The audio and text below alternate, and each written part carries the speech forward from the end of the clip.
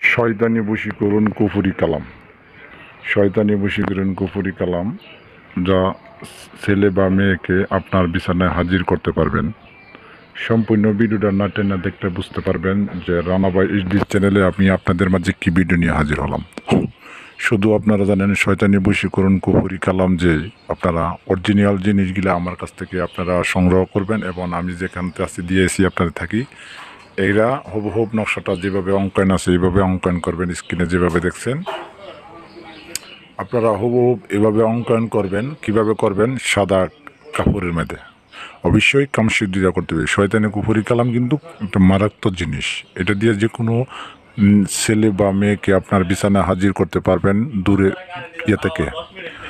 তখন আপনারা করবেন কি তখন আপনারা এই যে কুফরি কালামটা আছে আপনারা সংগ্রহ করবেন সাদা কাপড়ের মধ্যে। সাদা কাপড়ের মধ্যে নকশাটা অঙ্কন করতে হবে তিনটা। অবশ্যই তিনটে নকশা অঙ্কন করার আগে আপনারা যথেষ্টভাবে বুঝে নেবেন।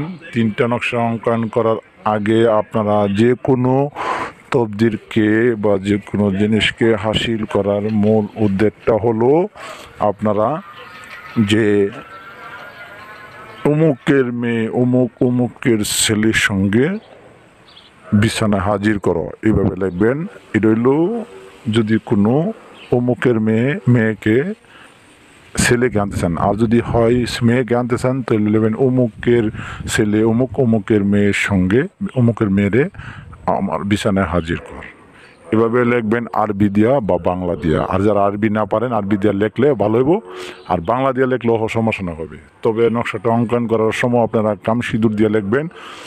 আপনারা কামসিঁদুরটা খুব দামি জিনিস জানেন। অনেকে আমরা বলেন যে 500, 2000, 1000 টাকা দেওয়া আপনার বশীকরণের কাজ, এগুলা কিন্তু আসলে কি এগুলা হয় না। এগুলা তখন আপনারা করবেন কি তিনটা নকশা লেখার পরে একটি নকশা পুঁতে দিবেন শ্মশানে, আরেকটা নকশা হলে যে পুরাতন কবর আরেকটা দিবেন। ওই ব্যক্তি যে জায়গাটা হাঁটা চলা করে ওই জায়গাটা পুঁতে দিবেন।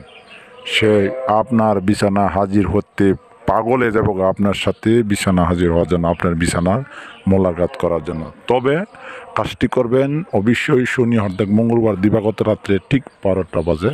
আপনারা ঠিক 12টা বাজে যখন আপনারা কাজটি করবেন চালানোর পরে নকশাটা জাগ্রত হয়ে জাগলে নকশা জাগ, ওস্তাদের জ্ঞানের জাগ, যে কাজে লাগে সে কাজে লাগ।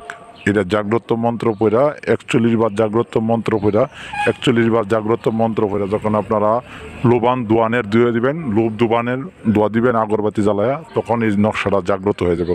নকশাটা জাগ্রত হওয়ার পরে আপনারা বুলেটের মতন কাজ করবে। তবে আজকে পর্যন্তই। যারা আমাদের চ্যানেলে নতুন অবশ্যই চ্যানেলটি সাবস্ক্রাইব করবেন, লাইক শেয়ার করবেন, আমার ফেসবুক পেজটি ফলো করে দিবেন।